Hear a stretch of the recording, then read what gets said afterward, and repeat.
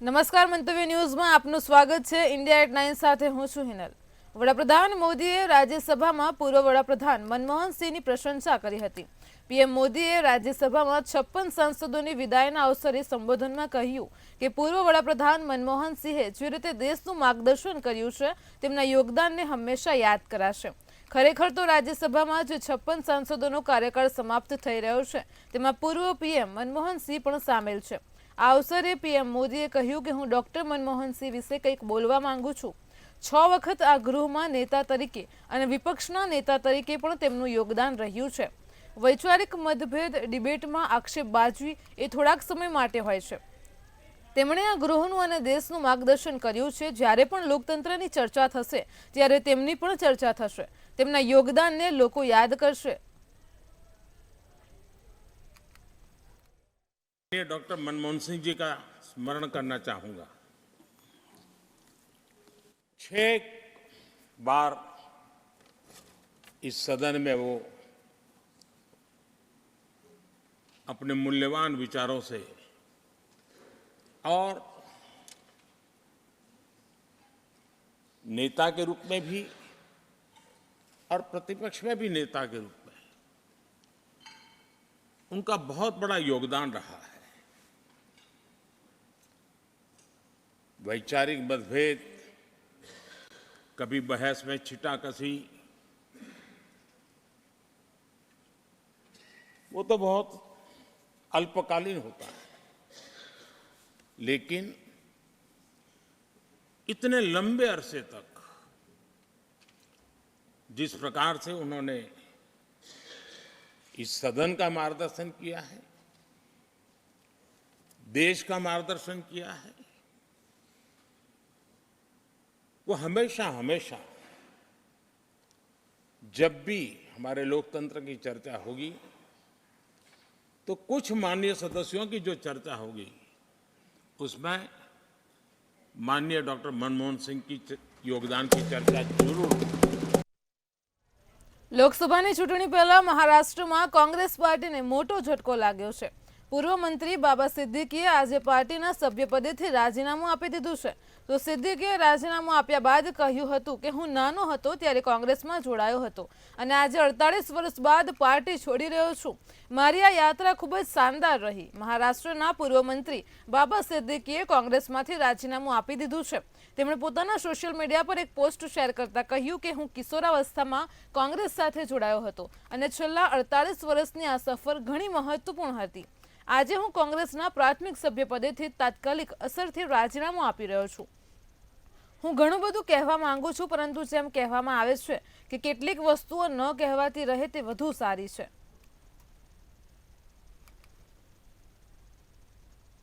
મલ્લિકાર્જુન ખડગેએ કેન્દ્રના white paper સામે black paper બહાર પાડીને કહ્યું કે સરકાર અર્થતંત્રમાં નિષ્ફળ ગઈ છે। પક્ષના મતે બ્લેક પેપર બેરોજગારી, મોંઘવારી અને ખેડૂતોની તકલીફ પર સરકારની નિષ્ફળતાઓ પર પ્રકાશ પાડે છે। બ્લેક પેપર બહાર પાડતા ખડગે આજે કહ્યું હતું કે અર્થતંત્ર પર સરકાર નિષ્ફળ ગઈ છે। જો કે સરકારે હજુ સુધી શ્વેતપત્ર બહાર પાડ્યું નથી, પરંતુ ભાજપના નેતા અને નાણાં અંગેની સ્ટેન્ડિંગ કમિટીના ચેરમેન જયંત સિન્હાએ બુધવારે જણાવ્યું હતું કે સૂચિત શ્વેતપત્ર એ દેશની નબળી આર્થિક સ્થિતિ પર પ્રકાશ પાડશે। જ્યારે કોંગ્રેસની આગેવાની હેઠળ સરકાર સત્તામાં છે તો યુપીએ સત્તા છોડી દીધી હતી અને વર્તમાન સરકારે કેવી રીતે પરિવર્તન લાવ્યું। લોકસભામાં વચગાળાના બજેટ પરની ચર્ચામાં ભાગ લેતા સિન્હાએ કહ્યું હતું કે 2013માં યુપીએ શાસન દરમિયાન ભારત વિશ્વની નાજુક 5 અર્થવ્યવસ્થાઓમાંની એક હતી। Black pepper against the government निकाल रहे हैं, क्योंकि वो हमेशा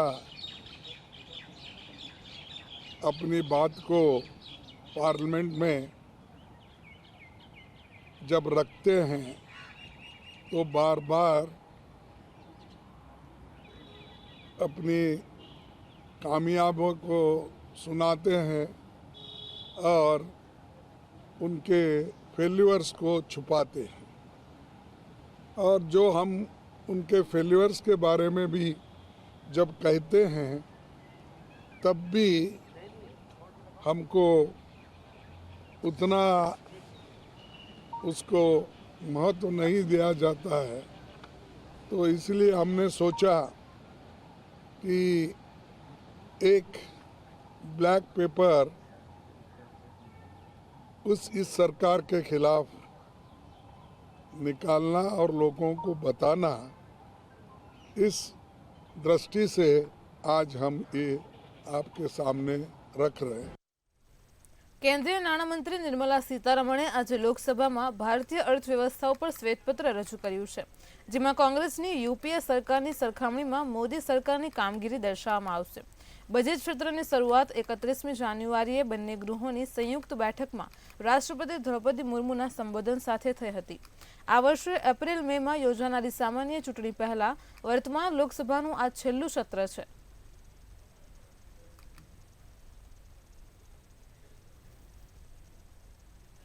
કોંગ્રેસ નેતા રાહુલ ગાંધીએ ફરી એકવાર વડાપ્રધાન મોદીની જાતિને લઈને તેમના પર આકરા પ્રહાર કર્યા છે।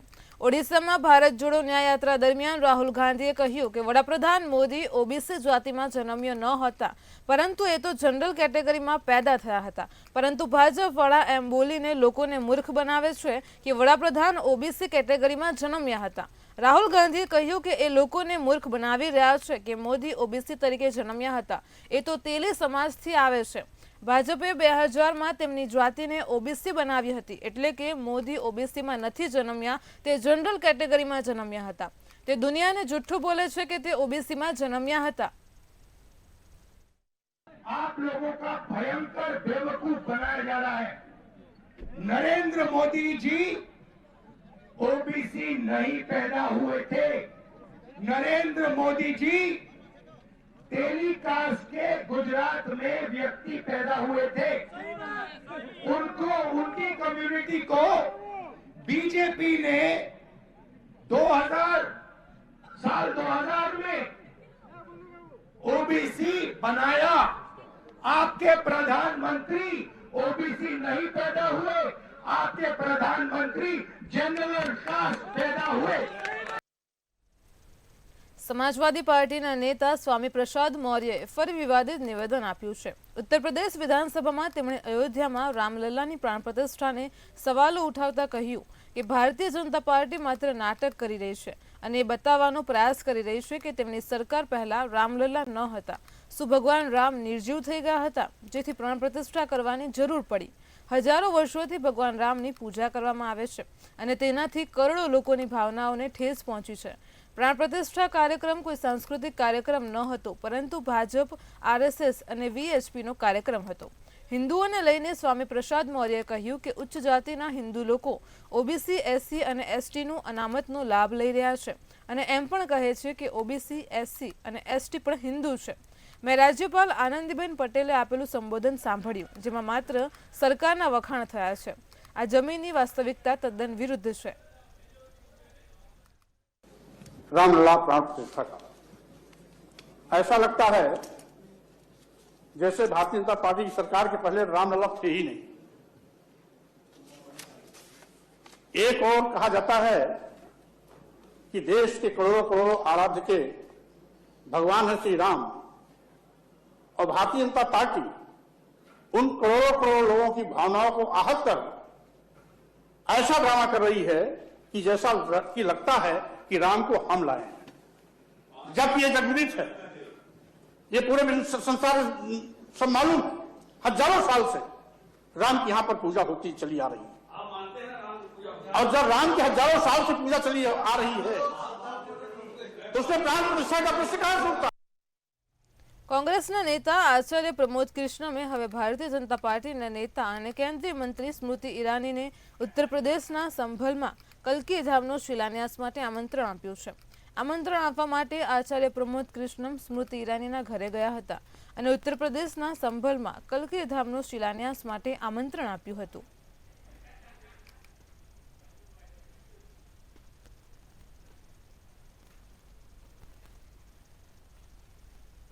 દિલ્હીમાં ખેડૂતોએ પોતાની માંગને લઈને સંસદ ભવન તરફ કૂચ કરી છે। તેને ધ્યાનમાં રાખીને નોઈડામાં કલમ 144 લાગુ કરી દેવામાં આવી છે। નોઈડા અને ગાઝિયાબાદની બોર્ડર ઉપર સવારથી જ ટ્રાફિક જામ થઈ ગયો છે। ખેડૂતોના ભારે દેખાવને જોતા ટ્રાફિક પોલીસ પણ સતર્ક બની છે। અનેક જગ્યાએ રૂટ ડાયવર્ઝન પણ કરવામાં આવ્યા છે। તો તો ખેડૂતોએ સંસદ ભવનનો ઘેરાવ કરવાની જાહેરાત કરી હતી. ખેડૂતોની મહાપંચાયત અને દિલ્હી કૂચને ધ્યાનમાં રાખીને ગૌતમ બુદ્ધ નગર પોલીસે ટ્રાફિક એડવાઇઝરી જાહેર કરી છે. તો પોલીસના જણાવ્યા અનુસાર કેટલીક જગ્યાએ રૂટ ડાયવર્ઝન કરવામાં આવ્યું છે. દિલ્હી અને નોઈડાને જોડતા રસ્તાઓ પર સુરક્ષા વધારી દેવામાં આવી છે. ખેડૂતો ગ્રેટર નોઈડા ઓથોરિટીની બહાર ઘણા દિવસોથી દેખાવ કરી રહ્યા છે. તેઓએ ગુરુવારે ઘેરાબંધીની તૈયારી કરી લીધી છે. તો ખેડૂતોએ કહ્યું હતું કે દિલ્હી કૂચમાં મોટી સંખ્યામાં મહિલાઓ અને વૃદ્ધો પણ જોડાશે.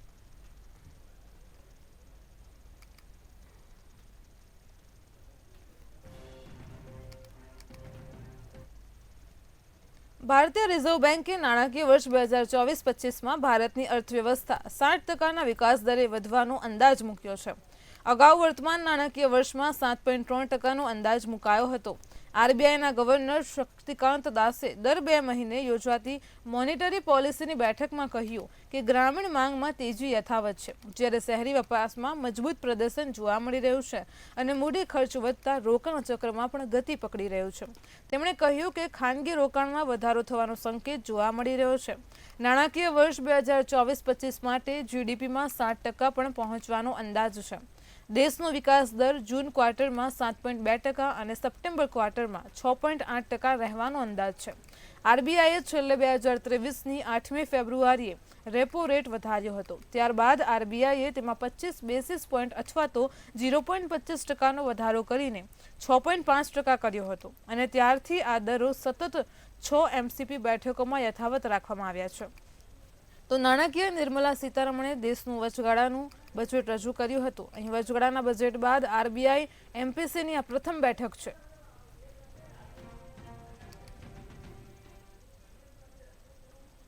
સરકારે ભારત અને મ્યાનમાર વચ્ચે ફ્રી અવરજવર વ્યવસ્થાને ખતમ કરી દીધી છે. મુક્ત અવરજવર વ્યવસ્થા આંતરરાષ્ટ્રીય સરહદની બંને તરફ રહેતા લોકોને વિઝા વગર એકબીજાના વિસ્તારમાં 16 કિલોમીટર અંદર સુધી પ્રવાસ કરવાની પરવાનગી આપે છે. તો કેન્દ્રીય ગૃહમંત્રી અમિત શાહે એક્સ એટલે કે પહેલા ટ્વિટર પર કહ્યું કે પીએમ મોદીનો સંકલ્પ છે કે અમારી સરહદો સુરક્ષિત બને. માટે ગૃહ મંત્રાલયે નિર્ણય લીધો છે કે દેશની આંતરિક સુરક્ષા સુનિશ્ચિત કરવા અને ઉત્તર પૂર્વ રાજ્યનું વસ્તી વિષયક માળખું જાળવવા માટે આ સિસ્ટમ નાબૂદ કરવામાં આવશે. આ નિર્ણય ગૃહમંત્રી અમિત શાહના તે નિવેદન 2 દિવસ પછી આવ્યો છે કે જેમાં કહ્યું હતું કે ભારત મ્યાનમાર સાથે જોડાયેલી 1643 કિલોમીટર લાંબી સરહદ પર તાર લગાવાશે અને સુરક્ષા દળો માટે પેટ્રોલિંગ ટ્રેક પણ બનાવવામાં આવશે.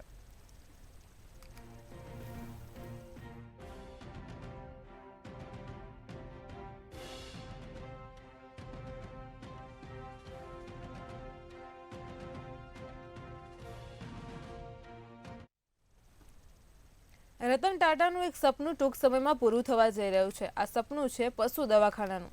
86 વર્ષની ઉંમરે રતન ટાટા તેમના લાંબા સમયથી ચાલી રહેલા મનપસંદ પ્રોજેક્ટને પૂર્ણ કરવા માટે તૈયાર છે. લાંબા સમયથી પેન્ડિંગ પેટ પ્રોજેક્ટ તરીકે મુંબઈ માટે તેમની વેટરનરી હોસ્પિટલ હવે બનીને તૈયાર છે. 2.2 એકરમાં ફેલાયેલી આ હોસ્પિટલ લગભગ 165 કરોડ રૂપિયાના ખર્ચે બનાવવામાં આવી છે. આ હોસ્પિટલ માર્ચના પ્રથમ સપ્તાહથી કાર્યરત થશે. તો આ હોસ્પિટલમાં કૂતરા, બિલાડી, સસલા અને અન્ય નાના પ્રાણીઓ માટે 24 કલાક સુવિધાઓ હશે. મહાલક્ષ્મીમાં ટાટા ટ્રસ્ટ સ્મોલ એનિમલ હોસ્પિટલના ઉદ્ઘાટન પહેલા એક સમાચાર પત્ર સાથેના ઇન્ટરવ્યુમાં રતન ટાટાએ કહ્યું કે આજે પાળતુ પ્રાણી કોઈ પરિવારના સભ્યથી અલગ નથી. મારા જીવન દરમિયાન ઘણા પાલતુ પ્રાણીઓના સંરક્ષણ તરીકે હું આ હોસ્પિટલની જરૂરિયાતને સમજું છું. તેમણે કહ્યું કે શહેરમાં હાઈટેક પશુ આરોગ્ય કેન્દ્ર હોવું જોઈએ. તેને સાકાર થતું જોઈને મને આનંદ થાય છે.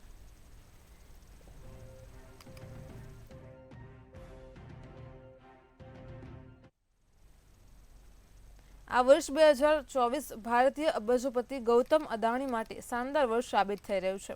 એક તરફ અદાણી ગ્રુપમાંથી હિન્ડનબર્ગનો પડછાયો લગભગ દૂર થઈ ગયો છે, તો બીજી તરફ ગૌતમ અદાણીની નેટવર્થમાં નોંધપાત્ર ઉછાળો જોવા મળી રહ્યો છે. હવે ફરી એકવાર અદાણી ગ્રુપના ચેરમેન ગૌતમ અદાણી $100 અબજની નેટવર્થ સાથે અબજોપતિઓની યાદીમાં સામેલ થયા છે. તેમની સંપત્તિમાં થયેલા વધારાને કારણે તેમની નેટવર્થ વધીને $101 બિલિયન થઈ ગઈ છે અને તે અમીરોની યાદીમાં 2 સ્થાન ઉપર પહોંચી ગયા છે. બ્લુમબર્ગ બિલિયોનર્સ ઇન્ડેક્સ અનુસાર અબજોપતિ ગૌતમ અદાણીની સંપત્તિમાં એક જ દિવસમાં $2.73 બિલિયન અથવા તો લગભગ 22,600 કરોડ રૂપિયાનો વધારો થયો છે. આ વધારા બાદ તેમની નેટવર્થ પણ વધીને $101 અબજ થઈ ગઈ છે. આટલી સંપત્તિ સાથે તે હવે વિશ્વના ટોચના અબજોપતિઓની યાદીમાં બીજા સ્થાનની છલાંગ લગાવીને વિશ્વના 12મા સૌથી અમીર વ્યક્તિ બની ગયા છે.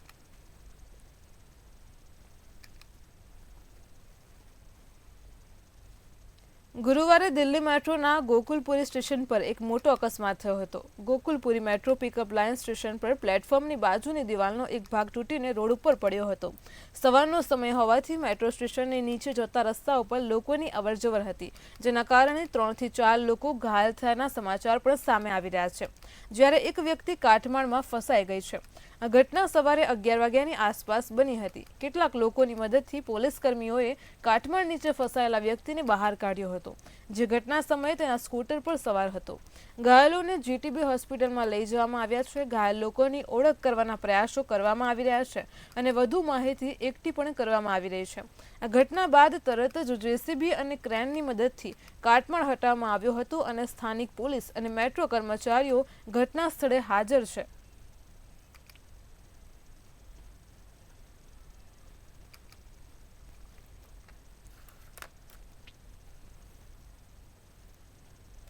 ઉત્તર કોરિયાના ભેજવા ગેપ તાનાશાહ કિમ જોંગ ક્યારે શું કરશે તે કોઈ કહી શકાતું નથી. હવે કિમ જોંગે એક નવું કારનામું કર્યું છે. તેમણે દક્ષિણ કોરિયા અને ઉત્તર કોરિયાના એકીકરણના પ્રતીક ગણાતા સ્મારકને બોમ્બ વડે ઉડાવી દીધું છે. આ સ્મારકને આર્ક ઓફ રિન્યુફિકેશન નામથી ઓળખવામાં આવતું હતું. ભવિષ્યમાં ક્યારેક દક્ષિણ કોરિયા અને ઉત્તર કોરિયા વચ્ચે શાંતિ સ્થપાશે અને બંને દેશો એક થશે તેવી હકારાત્મક વિચારધારા સાથે આ સ્મારકને 2001માં ઊભું કરવામાં આવ્યું હતું, જેમાં દક્ષિણ કોરિયા અને ઉત્તર કોરિયાની 2 મહિલાઓને પોતાના દેશના પરંપરાગત પોશાક હનકોબક અને ચોસન ઓટી પહેરીને ઉભેલી દર્શાવવામાં આવી હતી, જેની તસવીરને ઉત્તર કોરિયાએ પોતાની 5 પ્રકારની ટપાલ ટિકિટ પર પણ સ્થાન આપ્યું હતું. હવે આ 5 ટિકિટોને પણ હટાવી દેવામાં આવી છે.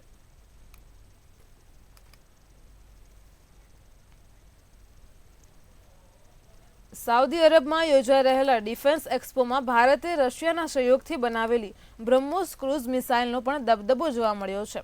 તો ભારત પાસેથી બ્રહ્મોસ ક્રૂઝ મિસાઇલ ખરીદવા માંગતા દેશોનું લિસ્ટ હવે લાંબુ થઈ ગયું છે અને હવે આ મિસાઇલ માટેનો કુલ ઓર્ડર $7 અબજ પાર કરી ગયો છે. જાણકારોના મતે બ્રહ્મોસ ક્રૂઝ મિસાઇલ ઘણા દેશોની ફેવરિટ બની રહી છે અને તેનું કારણ તેની ઝડપ છે.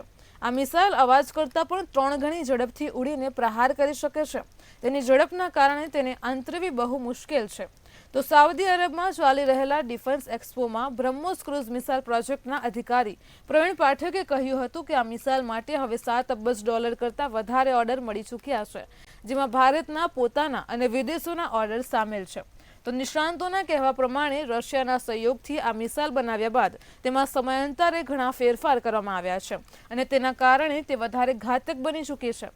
ભારતે હવે બ્રહ્મોસ ક્રૂઝ મિસાઇલનું સબમરીન, ફાઇટર જેટ, યુદ્ધ જહાજમાંથી લોન્ચ કરી શકાય તેવું વર્ઝન પણ વિકસાવી લીધું છે.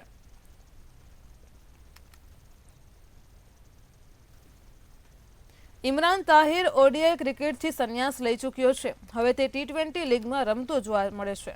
તો હાલ તે SA20માં રમી રહ્યો છે. તે જોબર્ગ સુપર કિંગ્સનો ભાગ છે.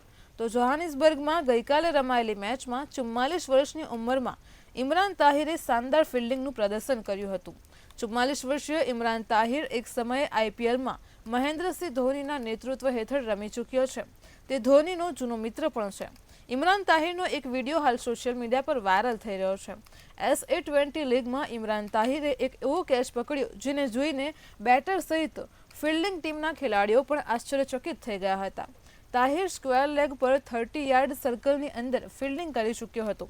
સેમ કુકે એક લેન્થ બોલ ફેંક્યો અને મિચેલ વાન બ્યુરેને પુલ શોટ રમવાનો પ્રયાસ કર્યો, પરંતુ બોલ હવામાં ઉછળી ગયો હતો.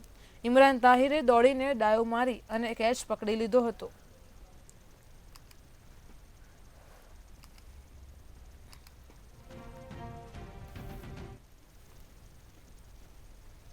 ઉત્તરાખંડ વિધાનસભામાં યુસીસી અંગે ચર્ચા થઈ ગઈ છે. આ દરમિયાન મુસ્લિમ સંગઠનોએ અત્યારથી જ બિલનો વિરોધ શરૂ કરી દીધો છે.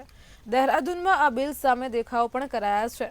તો જમિયતે ઉલેમાએ હિન્દે આ મામલે કહ્યું કે મુસ્લિમો એવા કોઈપણ કાયદાને નહીં સ્વીકારે જે શરિયતની વિરુદ્ધ હશે. જમિયતે ઉલમા એ હિન્દુ આ બિલમાંથી આદિવાસીઓને મુક્તિ આપવાનો હવાલો આપતા કહ્યું કે જો આ કાયદાથી આદિવાસી સમુદાયને અલગ રાખી શકાય છે તો બંધારણ હેઠળ મળેલી ધાર્મિક સ્વતંત્રતાના આધારે લઘુમતીઓને પણ આ કાયદાના દાયરાથી અલગ રાખવામાં આવે। આ મામલે જમિયત પ્રમુખ મૌલાના અરશદ મદનીએ કહ્યું કે અમે એવા કોઈ પણ કાયદાને સ્વીકારવા નથી માંગતા કે જે શરિયતની વિરુદ્ધ હોય, કેમ કે એક મુસ્લિમ દરેક વસ્તુ જોડે સમજૂતી કરી શકે છે, પરંતુ તે શરિયત અને ધર્મ પર ક્યારેય સમજૂતી નહીં કરે। તેમણે સવાલ કર્યો કે જો બંધારણની એક કલમ હેઠળ અનુસૂચિત જનજાતિઓને આ કાયદાના દાયરાથી બહાર રાખવામાં આવી શકે છે, તો નાગરિકોના મૌલિક અધિકારોને માન્યતા આપતી બંધારણની કલમ 25 અને 26 હેઠળ મુસ્લિમોને ધાર્મિક સ્વતંત્રતા કેમ ન આપી શકાય? મદનીએ દાવો કર્યો કે બંધારણમાં ધાર્મિક સ્વતંત્રતાની ગેરંટી છે, પણ સમાન નાગરિક સંહિતા યુસીસી મૌલિક અધિકારીઓનું હનન કરે છે।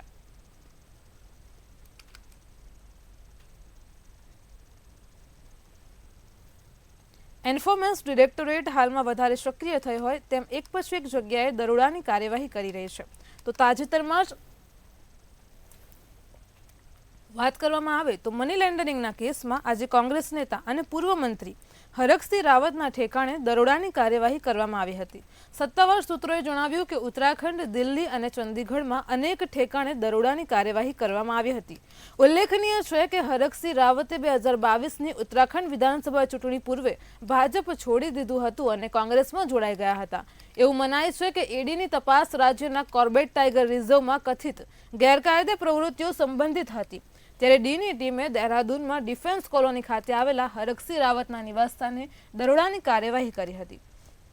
તો તેમના નજીકનાઓના ઘર ઓફિસો પણ દરોડા પડાયા હતા। અગાઉ ઓગસ્ટ 2023માં વિજિલન્સ વિભાગે પણ હરકસિંહ રાવત સામે કાર્યવાહી કરી હતી।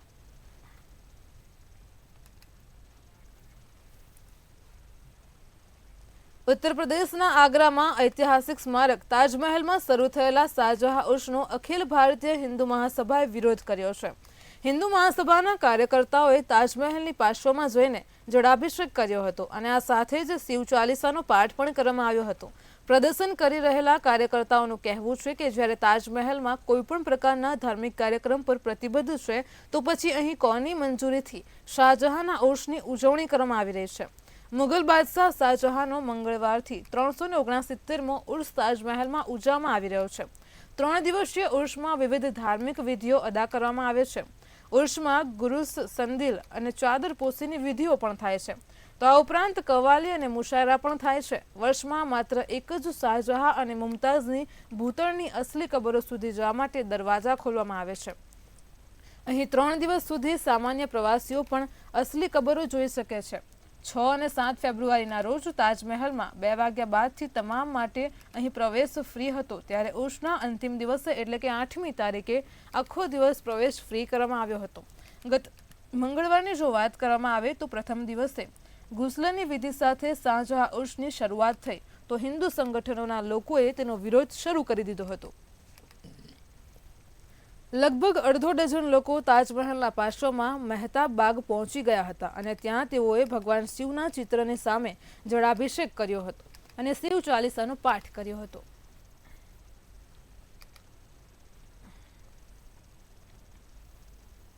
અયોધ્યામાં ભવ્ય રામ મંદિરના પ્રાણ પ્રતિષ્ઠા બાદ હવે મસ્જિદની તૈયારીઓ ઝડપથી ચાલી રહી છે। આ મસ્જિદનું નિર્માણ કાર્ય એપ્રિલ 2024 સુધીમાં શરૂ થવાની સંભાવના છે। તેને મોહમ્મદ બિન અબ્દુલ્લા મસ્જિદ નામ આપવામાં આવ્યું છે, જેનું નિર્માણ ટૂંક સમયમાં શરૂ થશે। તો અયોધ્યામાં બનવા જઈ રહેલી આ મસ્જિદ માટે મક્કાથી ખાસ કાળી માટીની ઈંટો મોકલવામાં આવી છે। કાળી માટીની બનેલી આ ખાસ પવિત્ર ઈંટ પર સોનાની આયત અંકિત થયેલી છે। આ ઈંટનો ઉપયોગ આ મસ્જિદનો પાયો નાખવા માટે કરવામાં આવશે।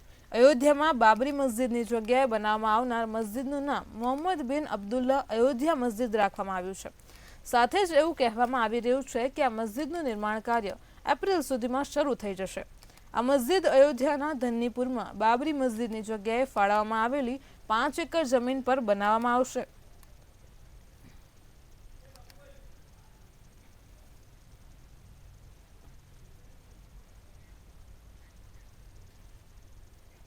ભારતીય મૂળના બેરિસ્ટર અરુણ ઘોષે ઓસ્ટ્રેલિયાની સંસદમાં સેનેટર બનીને ઇતિહાસ સર્જ્યો છે। તેમણે ભગવદ્ ગીતા પર હાથ મૂકીને શપથ લીધા હતા। વરુણ ઘોષનો જન્મ ભારતમાં થયો હતો અને તેઓ ઓસ્ટ્રેલિયાની સંસદના પહેલા એવા સભ્ય છે કે જેમણે ભારતમાં જન્મ્યા બાદ ઓસ્ટ્રેલિયાની સંસદમાં સ્થાન મેળવ્યું હોય। વરુણ પશ્ચિમ ઓસ્ટ્રેલિયાના રહેવાસી છે. તેમણે ઓસ્ટ્રેલિયાના વડાપ્રધાન એન્થની અલ્બાનીઝે અભિનંદન આપીને કહ્યું હતું કે નવા સેનેટર વરુણ ઘોષનું સ્વાગત છે. તમે અમારી ટીમમાં છો એ વાત શાનદાર છે. સેનેટર ઘોષે પણ કહ્યું હતું કે મારું સૌભાગ્ય છે કે હું ઓસ્ટ્રેલિયાની સેનેટમાં સ્થાન પામ્યો છું. મને સારું શિક્ષણ મળ્યું હતું અને મને વિશ્વાસ છે કે દરેક વ્યક્તિને આ જ પ્રકારે સારું શિક્ષણ ઉપલબ્ધ થાય તેવા પ્રયાસોમાં હું સફળ થઈશ. વરુણ 17 વર્ષના હતા ત્યારે માતા પિતા સાથે ભારતથી ઓસ્ટ્રેલિયા ગયા હતા અને તેમણે આગળનો અભ્યાસ ઓસ્ટ્રેલિયાની સ્કૂલમાં કર્યો હતો. તેઓ પર્થમાં રહે છે અને વ્યવસાય વકીલ છે. તેમણે વેસ્ટર્ન ઓસ્ટ્રેલિયન યુનિવર્સિટીમાંથી આર્ટ્સ તેમજ કાયદાની ડિગ્રી મેળવી છે. આ પહેલાં તેઓ ન્યૂયોર્કમાં પણ વકીલ તરીકે કામ કરી ચૂક્યા છે, જ્યારે વોશિંગ્ટનમાં તેમણે વર્લ્ડ બેંકના સલાહકાર તરીકે પણ ફરજ બજાવી છે. વરુણે ઓસ્ટ્રેલિયાની લેબર પાર્ટીમાં સભ્ય તરીકે જોડાઈને પોતાના રાજકીય જીવનની શરૂઆત કરી હતી.